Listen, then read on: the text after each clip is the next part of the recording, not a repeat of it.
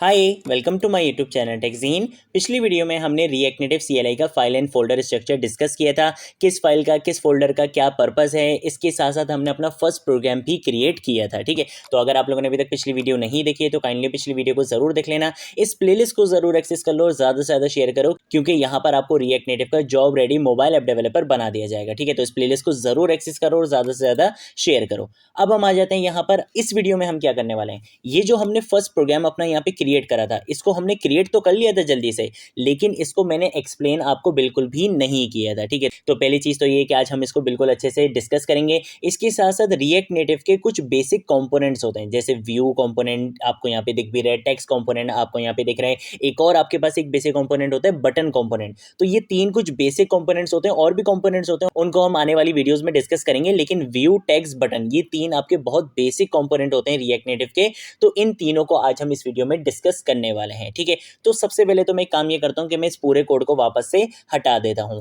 मैंने आपको previous video में भी बताया था कि आप यहाँ पे आके लिख सकते हो RNFE। इससे क्या होगा, आपका react native arrow functional based component बना दिया जाता है एक्सपोर्ट स्टेटमेंट के साथ। ठीक है, लेकिन ये तभी काम करेगी जब आपके पास ये एक्सटेंशन इंस्टॉल होगी। आपने क्या करना है, यहाँ पर आना है। यहाँ पर अगर आपने सर्च करना है ES7 और आप यहाँ ES7 लिखना है, ES7 और प्लस। ठीक है, तो आप यहाँ पर आओ और यहाँ पे आने के बाद ये वाली जो एक्सटेंशन है ना, ES7 plus React, Redux, React Native snippets, इसको आपने क्या कर लेना है, इंस्टॉल कर लेना है। जब ये इंस्टॉल्ड हो जाएगा तभी आपका वो चीज़ यहाँ पे काम करेगी, अदरवाइज वो यहाँ पे काम नहीं करेगी। ठीक है, तो मैं यहाँ पर अगर लिखूंगा RNFE, उसके बाद मैं यहाँ पे एंटर प्रेस करूंगा तो देखो यहाँ पे मेरा react native arrow functional based component मेरे पास बनकर आ चुका है। ठीक है, ये मुझे सेमीकोलन लगाने के लिए बोल रहा है, तो मैं यहाँ पे क्या करूंगा, सेमीकोलन लगा लूंगा। ठीक है, और मैंने यहाँ पे हर जगह पे सेमीकोलन लगा लिया है। ठीक है, ये आपका बिल्कुल react native arrow functional based component यहाँ पे बन चुका है।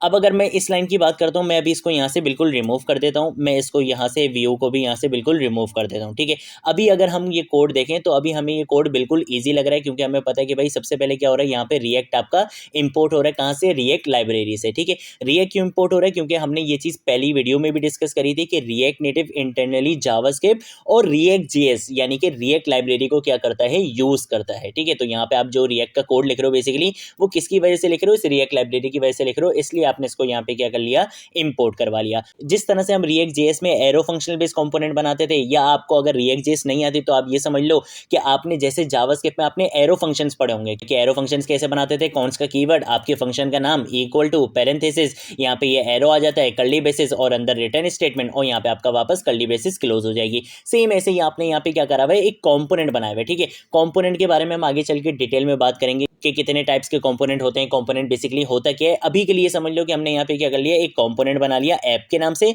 और उसको मैंने यहाँ पे एक्सपोर्ट भी करवा दिया। जब भी आप कोई कंपोनेंट बनाओगे तो आप हमेशा उसको एक्सपोर्ट लाजमी करवाओगे।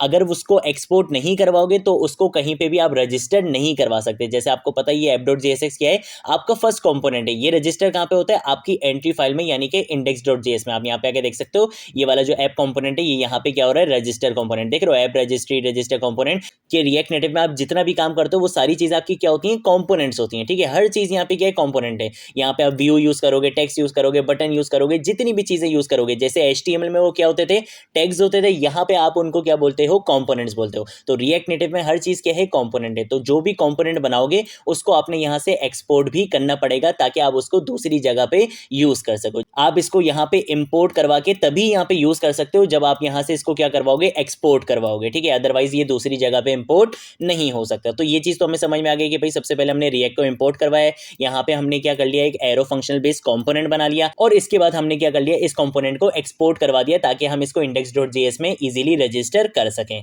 अब कंपोनेंट के अंदर देखो, कंपोनेंट और फंक्शन में क्या डिफरेंस है। फंक्शंस क्या होते हैं, जिनके अंदर आपका प्योर जावास्क्रिप्ट का कोड होगा। कंपोनेंट के बारे में हम आगे चल के डिटेल में बात करेंगे। अभी के लिए समझ लो कि भाई ये जावास्क्रिप्ट लिखी हुई है, इसी के अंदर आके मैं HTML का या रिएक्ट नेटिव के जो कंपोनेंट्स होते हैं बेसिकली उनका मैं इजीली यहाँ पे यूज कर सकता हूँ। तो सबसे पहले हम बात कर लेते हैं टेक्स्ट कंपोनेंट की, कि अगर मुझे क्या करना है, कोई टेक्स्ट डिस्प्ले करवाना है तो उसके लिए मैं यहाँ पे क्या करूंगा, टेक्स्ट कंपोनेंट का यूज करूंगा। टेक्स्ट कंपोनेंट को ओपन भी करूंगा और क्लोज भी करूंगा, क्योंकि इसके बीच में जो चीज मैं लिखूंगा वो आपको एज अ टेक्स्ट यहाँ पे शो होगा। तो फॉर एग्जाम्पल मैं यहाँ पे आके लिख लेता हूँ रिएक्ट नेटिव, इस तरीके से लिख लेते हैं, रिएक्ट नेटिव मोबाइल ऐप ठीक है, और यहाँ पे आके हम लिख लेंगे डेवलपर, ठीक है। कंट्रोल एस से अब मैं क्या करूंगा, इसको सेव करूंगा तो मेरे पास एरर आएगा। ये बोलेगा कि भाई टेक्स्ट कंपोनेंट आप यूज कर रहे हो, इसको इंपोर्ट तो करवाओ। ये देखो यहाँ पे आप इसको होवर करो तो क्या बोले, टेक्स्ट इज नॉट डिफाइंड। भाई आप टेक्स्ट को यूज कर रहे हो लेकिन ये टेक्स्ट आ कहां से रहे, अब उसके लिए आप यहाँ पर आओगे, यहाँ पर अगर आप लिखोगे इंपोर्ट की स्टेटमेंट, यहाँ पे आके आप कर्ली ब्रेसेस लगाओगे कि भाई मैं यहाँ पे क्या करने वाला हूँ, किसी चीज को इंपोर्ट करवाने वाला हूँ। कहां से इंपोर्ट करवाऊंगा, मैं यहाँ पे आके बोलूंगा कि भाई रिएक्ट डैश नेटिव, यानी कि रिएक्ट नेटिव से मुझे क्या करना है, कुछ कंपोनेंट्स को इंपोर्ट करवाने। रिएक्ट नेटिव के अंदर सारी चीजें क्या होती हैं, कंपोनेंट्स होती हैं। अब मुझे कौन सा कंपोनेंट इंपोर्ट करवाना है, ये टेक्स्ट वाला, तो मैं कंट्रोल सी करूंगा, यहाँ पे आके इसका नाम कंट्रोल वी से पेस्ट कर दूंगा। अब मेरे पास कोई एरर यहाँ पे नहीं आ रहा हो। जैसे ही मैं क्या करूंगा, कंट्रोल एस से सेव करूंगा, आप यहाँ पे देख सकते हो जैसे ही चेंजेस होगी, कौन चेंजेस नोट करेगा, ये वॉचमैन चेंजेस नोट करेगा और किसको जाके बताएगा, मेट्रो को। मेट्रो फौरन से आपको क्या करेगा, यहाँ पे आपका रिजल्ट शो करवा देगा। देखो react native mobile app developer यहाँ पे लिखा हुआ आ चुका है। अब आप बोलोगे यार ये तो इतना छोटा सा लिखा हुआ है, मुझे तो दिख नहीं रहा। देखो ये सारा पार्ट आपका आएगा स्टाइलिंग में, कि आप इसको किस तरह से स्टाइल करना चाहते हो, उसके लिए हम सेपरेट वीडियोस में बात करेंगे। बट अभी मुझे पता है कि भाई आपको होगा यार मुझे तो इसको बड़ा करना है, इसका फॉन्ट साइज बड़ा करना है, तो इसके अंदर आकर सबसे पहले मैं क्या करूंगा, यहाँ पे आके स्टाइल प्रॉपर्टी का यूज करूंगा, ठीक है। और स्टाइल प्रॉपर्टी का यूज करने के लिए मुझे इसके अंदर बताना है कि इसके अंदर मैं क्या यूज करने वाला हूँ, जावास्क्रिप्ट यूज करने वाला हूँ। तो मैं यहाँ पे क्या करूंगा, कर्ली ब्रेसेस लगा लूंगा, इसको हम बोलते हैं JSX। यहाँ पे जो मैंने अपने ऐप कंपोनेंट की जो फाइल बनाई थी उसका नाम देखो, ऐप तो रखा था लेकिन उसके आगे मैंने एक्सटेंशन क्या रखी थी, JSX। JSX का मतलब जावास्क्रिप्ट सिंटैक्स एक्सटेंशन, कि आप यहाँ पे HTML या आप ऐसे समझ लो कि कंपोनेंट्स के साथ एक ही लाइन के अंदर आप क्या कर सकते हो, जावास्क्रिप्ट को भी लिख सकते हो, ठीक है। तो ये बेसिकली क्या होता है, JSX यानी कि जावास्क्रिप्ट सिंटैक्स एक्सटेंशन, इसकी फुल फॉर्म होती है। इसको किसने इंट्रोड्यूस करवाया, रिएक्ट ने ही इंट्रोड्यूस करवाया है, ठीक है। तो इसके बारे में भी हम आगे चल के डिटेल में बात करेंगे, ठीक है। अब मैंने बोल दिया कि भाई इस स्टाइल प्रॉपर्टी के अंदर मैं क्या यूज करने वाला हूँ, जावास्क्रिप्ट यूज करने वाला हूँ, इसलिए मैंने JSX की यहाँ पे ब्रैकेट कर्ली ब्रेसेस लगा ली। अब इसके अंदर आके, ठीक है, मैं यहाँ पे स्पेस दे देता हूँ, इसके अंदर आके मुझे क्या करना है, बेसिकली एक ऑब्जेक्ट यूज करना है। तो मैं उसके लिए क्या करूंगा, ऑब्जेक्ट के लिए जावास्क्रिप्ट ऑब्जेक्ट के लिए आप क्या लगाते हो, कर्ली ब्रेसेस लगा दो। यहाँ पे मैंने कर्ली ब्रेसेस लगा ली। अब इसके अंदर आके मैं क्या बताऊंगा, अपने ऑब्जेक्ट का की वैल्यू पेयर बताऊंगा। मुझे क्या करना है, यहाँ पे आपकी जितनी भी स्टाइलिंग होती है ना, वो बेसिकली की वैल्यू पेयर पर हो रही होती है, वो ऑब्जेक्ट्स होते हैं इटसेल्फ, ठीक है। तो आपने क्या करना है, फॉन्ट साइज इंक्रीज करना है, तो आप यहाँ पे लिखो FSZ। देखो जैसे ही FSZ लिखा, यहाँ पे आपके पास वो प्रॉपर्टी आ गई फॉन्ट साइज की, आप यहाँ पे इसको यूज कर लो। कॉलन लगाओ, यहाँ पे आके आप क्या बता सकते हो, नंबर बता सकते हो, वैल्यू बता सकते हो। मैंने यहाँ पे दे दिया 30। यहाँ पे आपको कोई पिक्सल वगैरह देने की जरूरत नहीं पड़ती है, ठीक है। आप यहाँ पे डायरेक्टली क्या पास करवाओगे, नंबर पास करवाओगे। मैं ये यहाँ पे इसको ये देखो, मुझे ये देखो ये स्लिंट मुझे क्या कर रहा है, यहाँ पे वार्निंग दे रहा है, बोल रहे भाई इसको सही से यूज करो। तो मैं इसको क्या करूंगा, डिसेबल करवा दूंगा कि भाई मुझे बिला वजह का भी तंग नहीं करो, अभी जैसे मैं यूज कर रहा हूँ मुझे यूज करने दो, ठीक है। तो मैंने क्या करा, यहाँ पे स्टाइल प्रॉपर्टी का यूज करा। इसके अंदर मैंने बताया कि मैं क्या लिखने वाला हूँ, जावास्क्रिप्ट लिखने वाला हूँ। तो पहली कर्ली ब्रैकेट्स किस लिए आई है, JSX की वजह से आई है, कि अंदर मैं क्या लिखने वाला हूँ, जावास्क्रिप्ट लिखने वाला हूँ। अब अंदर क्या काम करना था, एक ऑब्जेक्ट यूज करना था। तो उसके लिए भी क्या करा, एक कर्ली ब्रेसेस लगाई और यहाँ पे मैंने की वैल्यू पर बता दिया कि फॉन्ट साइज क्या कर दो, 30 कर दो। यहाँ पे जो प्रॉपर्टीज होती हैं बेसिकली वो इटसेल्फ क्या होती हैं, जावास्क्रिप्ट के ऑब्जेक्ट्स होते हैं, ठीक है। तो इस वजह से आपने क्या करा, यहाँ पे JSX वगैरह का यूज करा और प्रॉपर्टीज आप ऐसे देते हो, फॉन्ट साइज मतलब डैश वगैरह बीच में कोई नहीं आता। जहां CSS में आप क्या करते थे, बैकग्राउंड डैश कलर लिखते थे, यहाँ पे क्या होगा, बैकग्राउंड और कलर का क्या होगा, C कैपिटल हो जाएगा। इस तरह से साथ हम लिखेंगे, ठीक है। अब अगर क्या करूंगा, कंट्रोल S से सेव करूंगा, देखो यहाँ पे क्या हुआ, इसका फॉन्ट साइज यहाँ पे बड़ा हो चुका है, ठीक है। तो ये आपके पास कॉन्सेप्ट होता है टेक्स्ट कंपोनेंट का। अब आपने बोला ठीक है भाई ये टेक्स्ट कंपोनेंट आ गया, अगर मुझे यहाँ पे क्या करना है, मल्टीपल टेक्स्ट कंपोनेंट्स का यूज करना है, तो मैं इसी को क्या करूंगा, यहाँ पे फॉर एग्जांपल एक काम ये करते हैं कि मैं इसको अभी जरा साइड पे करता हूँ। यहाँ पे आके मैं इसको क्या करूंगा, कॉपी करूंगा, कंट्रोल C, और मैं नेक्स्ट लाइन में आके जैसे ही इसको क्या करूंगा, कंट्रोल V से पेस्ट करूंगा। तो अब ये मुझे यहाँ पे दे देगा एरर्स। अब ये एरर क्यों दे रहा है, ये एरर इस वजह से दे रहा है कि ये बेसिकली आपके पास समझ लो ये जावास्क्रिप्ट का कॉन्सेप्ट है। ये आपको पता होगा कि रिटर्न स्टेटमेंट के अंदर आप हमेशा क्या करते हो, एक स्टेटमेंट लिखते हो। अगर आपने मल्टीपल स्टेटमेंट लिखनी होती है तो आपको क्या करना पड़ता है, इनको किसी एक टैग के अंदर, किसी एक पेरेंट कंपोनेंट के अंदर आपने क्या करना होता है, रैप करवाना होता है, ठीक है। क्योंकि आप क्या कर सकते हो, रिटर्न में सिर्फ एक ही चीज रिटर्न करवाते हो, मल्टीपल चीजों को ऐसे रिटर्न नहीं करवा सकते। तो उसके लिए रिएक्ट नेटिव में आप क्या यूज करते हो, वैसे तो आपके पास और भी कंपोनेंट्स होते हैं रैप करवाने के लिए, लेकिन बेसिक कंपोनेंट क्या है कि आप यहाँ पे यूज करते हो व्यू कंपोनेंट का। तो अब हम क्या करने वाले हैं, इस व्यू कंपोनेंट का यूज करने वाले हैं। मुझे क्या करना है, मल्टीपल टेक्स्ट को यहाँ पे क्या करना है, यूज करना है। ओहो, मुझे इसको यहाँ पे व्यू लिखना है और यहाँ पे आके मैं इसको यहाँ पे कैंसिल कर देता हूँ। यहाँ पे आके मैं क्या करूंगा, मुझे पता है कि भाई इस तरह से मुझे एरर मिलेगा, तो मैं इन दोनों मल्टीपल स्टेटमेंट को क्या करूंगा, रैप करवा दूंगा। किसके अंदर, व्यू के अंदर। जैसे अगर आप वेब डेवलपमेंट में याद करो तो वेब डेवलपमेंट में HTML में आप क्या यूज करते थे, डिव एलिमेंट यूज करते थे ना, डिविजन्स बनाने के लिए, ठीक है, कि भाई मल्टीपल एलिमेंट्स में इसमें यूज कर लूंगा, मल्टीपल टैग्स इसमें यूज कर लूंगा, स्टाइलिंग भी करनी है तो एक डिव को दे दी, उसके अंदर जितने चिल्ड्रन होंगे सब पे वो स्टाइलिंग अप्लाई हो जाएगी।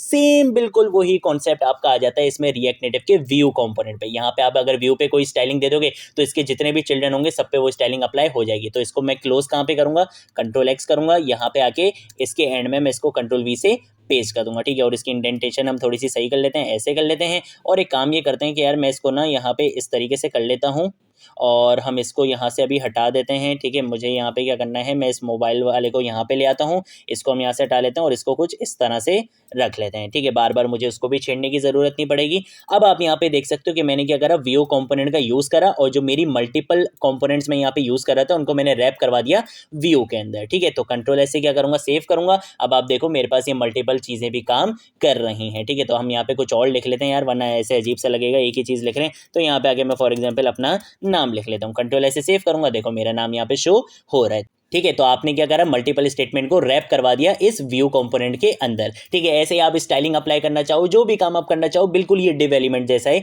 वहां पे डिव एलिमेंट होता है, वो टैग होता है, यहाँ पे ये क्या है, व्यू कंपोनेंट है, ठीक है। कंपोनेंट का हमेशा जो फर्स्ट लेटर होता है वो कैपिटल होता है, तो इससे यही पता चल रहा है भाई इसका फर्स्ट लेटर क्या है, कैपिटल है। ये क्या है, एक कॉम्पोनेंट है। रिएक्ट नेटिव में सारी चीजें क्या है, कॉम्पोनेंट है। अब अगर मुझे क्या करना है, एक बटन बनाना है, तो बटन कैसे बनाएंगे, चलो भाई वो भी देख लेते हैं। मैं यहाँ पर आऊंगा, यहाँ पे आने के बाद मैं यहाँ पे बटन लिखना शुरू करूंगा, ठीक है। तो मैं यहाँ पे लिखूंगा बटन। तो देखो ये मुझे बता रहा है कि भाई बटन को क्या करो, इंपोर्ट करवा लो, कहाँ से, रिएक्ट नेटिव से। तो मैं जैसे यहाँ पे एंटर प्रेस करूंगा, देखो यहाँ पे क्या आ गया, बटन आ गया। अब बटन को मैं क्या करूंगा, सेल्फ क्लोज करूंगा, ठीक है। मैंने क्या करा, बटन को यहाँ पे सेल्फ क्लोज कर दिया, मतलब ओपन अलग से नहीं करा, क्लोज अलग से नहीं करा। मैंने बटन को क्या करा, यहीं से ओपन करके और यहीं से इसको क्या कर दिया, क्लोज कर दिया। इसका रीजन है, आप चाहो तो आप इसको ऐसे भी लिख सकते हो, ठीक है। मैं आपको करके दिखा देता हूं। अगर आप चाहो तो आप बटन को कुछ इस तरह से भी लिख सकते हो, कोई इसमें एरर नहीं आएगा। लेकिन ये थोड़ा सा वीर्ड लगता है क्योंकि आपने बटन के यहाँ पे कुछ भी लिखना नहीं होता। अगर आपने यहाँ पे कोई चीज लिखनी हो, कोई चीज पास करवानी हो, तो आप इस तरह से क्लोज करवाओ तो समझ में आता है। लेकिन अगर आपने यहाँ पे कोई चीज लिखनी ही नहीं है तो आप क्या कर सकते हो, सिंपल उसको इसी तरीके से यहाँ पे क्लोज कर सकते हो, क्योंकि बटन के अंदर हम यहाँ पे कोई भी काम नहीं करते। हमने क्या करना है, अगर बटन का फॉर एग्जाम्पल नाम रखना है तो उसके लिए आपके पास क्या होती है, एक प्रॉपर्टी होती है टाइटल के नाम से। आप इसी के अंदर क्या कर सकते हो, यहाँ पे अपना टाइटल बता सकते हो। जैसे मैं यहाँ पे लिख दूंगा प्रेस हेयर, ठीक है।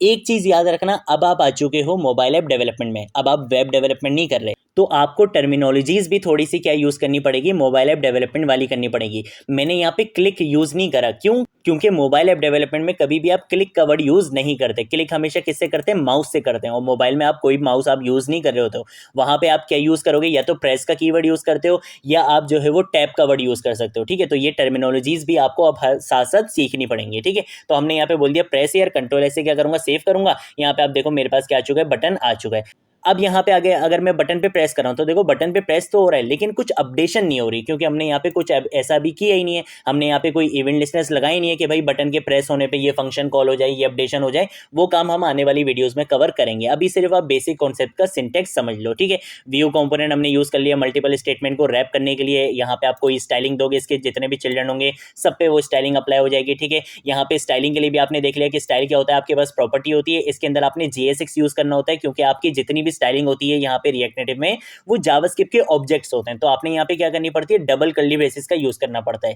पहली वाली कर्ली ब्रेसेस ये बताती है कि हम यहाँ पे क्या यूज करने वाले हैं, JSX यूज करने वाले हैं, यानी कि जावास्क्रिप्ट का यूज करने वाले हैं। दूसरी कर्ली ब्रैकेट ये बताती है कि भाई अंदर हम क्या यूज करने वाले हैं, जावास्क्रिप्ट का ऑब्जेक्ट यूज करने वाले हैं। तो ऑब्जेक्ट के लिए आपको पता है हमेशा क्या आ जाती है, कर्ली ब्रेसेस आ जाती है। और इसके अंदर मैंने यहाँ पे प्रॉपर्टी देके उसकी वैल्यू दे दी है, ठीक है। ये आपकी स्टाइलिंग हो गई। इसके साथ साथ हमने यहाँ पे बटन कंपोनेंट भी देख लिया कि बटन अगर आपने यूज करना तो इसको अलग से ओपन करने की, क्लोज करने की जरूरत नहीं है। आप इसको यहाँ पे सेल्फ क्लोज कर सकते हो, क्योंकि इसके बाद आपने कोई चीज नहीं लिखनी होती। बटन के लिए आपको अगर बटन का नाम भी रखना है तो आप क्या कर सकते हो, यहाँ पे टाइटल का आपको एक प्रॉपर्टी दी हुई होती है, आप यहाँ पे उसका नाम रख सकते हो, ठीक है। तो ये थी हमारी आज की वीडियो। इसके साथ साथ एक चीज मैंने आपको और इस वीडियो में कवर करवानी है, वो ये है कि आपने अपना कोड गिटहब पे पुश कैसे करना है, ठीक है। तो जल्दी से आ जाते हैं जरा यहाँ पे आके ये गिटहब की प्रोफाइल है। आपने सिंपल क्या करना है, रिपोजिटरीज वाले ऑप्शन पे जाना है। मैं इसको नीचे कर देता हूँ, ठीक है। और रिपोजिटरीज रिपोजिटरीज के ऑप्शन पे जाके आपने क्या करना है, एक न्यू रिपोजिटरी यहाँ पे क्रिएट करनी है। ठीक है, यहाँ पे आके आपकी रिपोजिटरी का नाम, रिपोजिटरी की डिस्क्रिप्शन दोगे, पब्लिक रखना चाहो प्राइवेट रखना चाहो आपकी मर्जी है,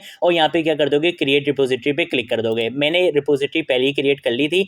जैसे आप रिपोजिटरी क्रिएट कर लोगे वहां पे, तो आपके पास कुछ इस तरीके का पेज आ जाएगा। ठीक है, अब आपने क्या काम करना है, यहाँ पे देखो आपको कमांड्स वैसे इन्होंने बताई हुई हैं। ठीक है, तो हम यहाँ पर आ जाते हैं। यहाँ पे आके मैं सबसे पहले लिखूंगा गिट इनिट।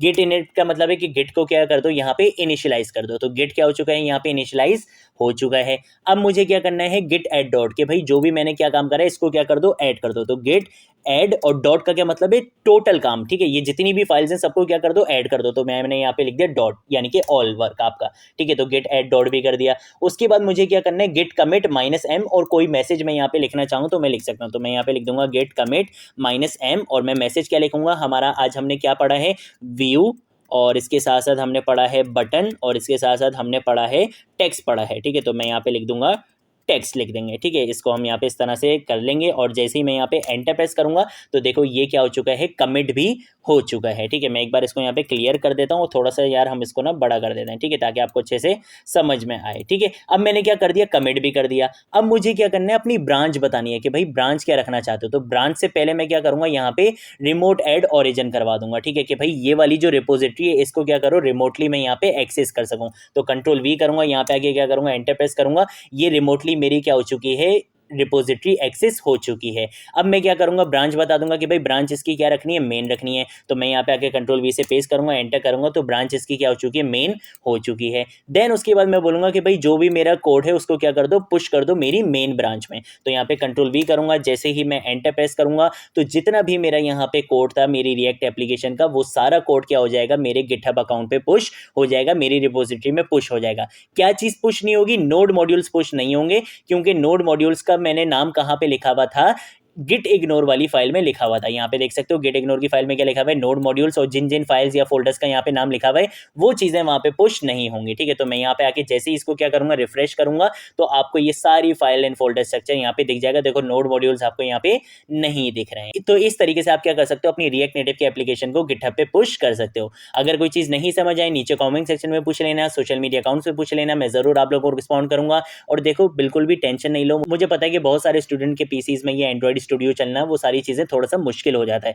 तो कोई बिल्कुल इसमें डिसहार्ट होने वाली बात नहीं है, डिसअपॉइंट होने वाली कोई बात नहीं है। हम इसके बाद रिएक्ट नेटिव CLI जैसे ही मैं कंप्लीट कर लूंगा, उसके बाद हम रिएक्ट नेटिव एक्सपो भी स्टार्ट करेंगे। तो एक्सपो के लिए आपको ये कोई हैवी सॉफ्टवेयर की जरूरत नहीं पड़ती, आप एक्सपो सीख सकते हो, कोई मसले वाली बात नहीं है। ठीक है, लेकिन रिएक्ट नेटिव CLI भी इंपॉर्टेंट है, इसकी भी अपनी एक इंपॉर्टेंस है, इसकी भी अपनी एक डिमांड है। तो इस वजह से मैं CLI भी कवर करवाऊंगा और एक्सपो भी कवर करवाऊंगा। ठीक है, तो आज की वीडियो के लिए इतना ही। अब हम मिलेंगे नेक्स्ट वीडियो में नेक्स्ट टॉपिक के साथ, तब तक के लिए बाय बाय।